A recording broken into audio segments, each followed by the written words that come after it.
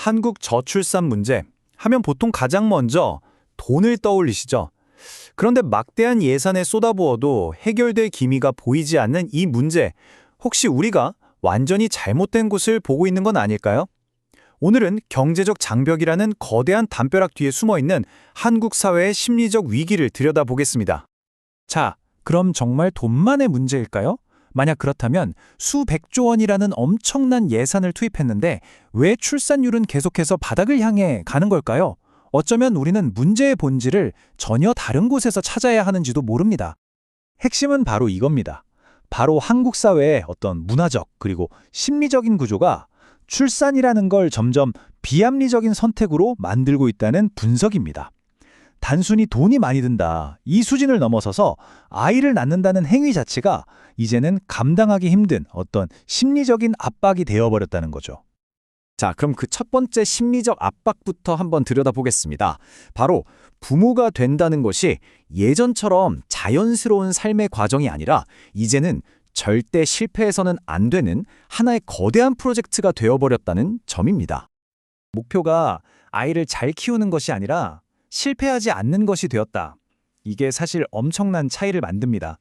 그러니까 뭔가 긍정적인 성취를 향해 나아가는 게 아니라 실패를 피하려는 아주 방어적인 목표가 된 거죠. 이건 부모의 모든 양육 활동이 그 시작부터가 불안감에서 출발한다는 것을 의미합니다.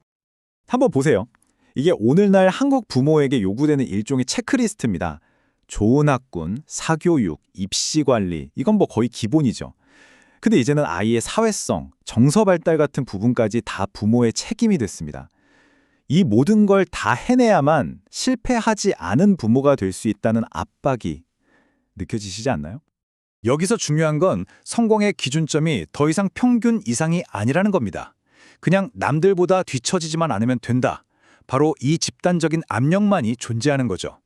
마치 멈추는 순간 바로 떨어져 버리는 러닝머신 위에서 그냥 탈락하지 않는 것만이 유일한 목표가 되어버린 사회랄까요? 이런 프로젝트 같은 생각은 결국 과도한 책임감이라는 개념으로 이어집니다. 단순히 아이를 키우는 게 아니라 아이가 겪을지도 모를 모든 실패 가능성을 원천적으로 막기 위해서 부모가 모든 걸 쏟아부어야 하는 문화.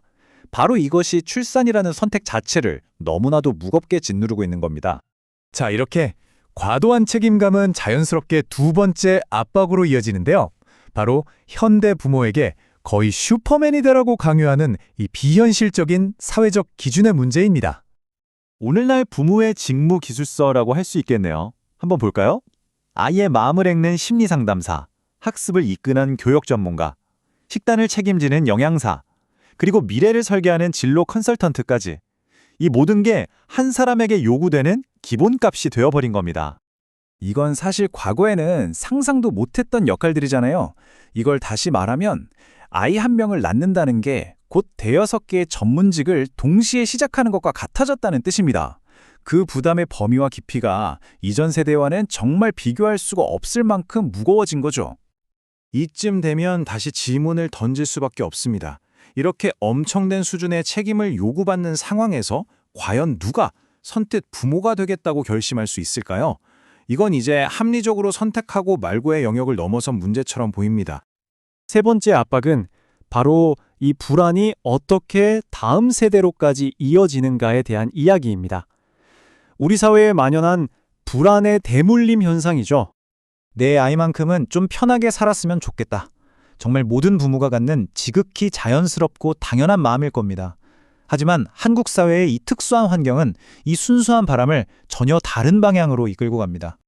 극심한 교육 경쟁, 소득 정체, 무너진 계층 이동의 사다리, 그리고 한치 앞을 알 수 없는 미래까지 이 모든 사회 구조적인 불안이 마치 깔때기처럼 한 곳으로 모여서 자녀를 향한 부모의 그 순수한 사랑을 어떻게든 실패를 막아야 한다는 강박으로 바꿔놓는 겁니다. 결과는 아주 명확하게 나타납니다. 내 아이가 그저 행복하길 바라는 따뜻한 사랑이 아이의 모든 실패 가능성을 내가 막아야 한다는 차가운 의무감으로 변질되는 거죠. 결국 이런 사회적 압박 속에서 출산은 더 이상 행복이 확장되는 경험이 아닌 겁니다. 오히려 부모가 원래 가지고 있던 불안에다가 자녀의 미래에 대한 불안까지 더해지는 말 그대로 불안의 확장이 되어버리는 거죠. 자, 그렇다면 이렇게 거대한 심리적 부담들이 가져온 결과는 어떨까요? 이제 그 필연적인 귀결들을 아주 명백한 지표들로 확인해 보겠습니다. 아이가 한 명 늘어날 때마다 부모가 느끼는 심리적 부담은 그냥 더해지는 게 아니라 거의 기하급수적으로 늘어납니다. 그래서 아이 한 명은 어떻게든 해볼 만하다고 생각하지만 둘이 되는 순간 굉장히 버거운 부담이 되고 셋은 거의 불가능의 영역으로 여겨지는 게 지금 한국의 현실인 거죠. 이게 더 이상 개인의 선택 문제라고만 볼 수 없는 이유입니다. 한국의 가족 구조 전체가 이 엄청난 압박에 적응하는 과정에서 최대 한 명의 자녀에게 모든 자원과 에너지를 집중하는 형태로 시스템 자체가 최적화되어 버렸다는 분석이 나오는 거죠. 한국 부모의 삶의 만족도 변화를 보면 이게 더 명확하게 보입니다.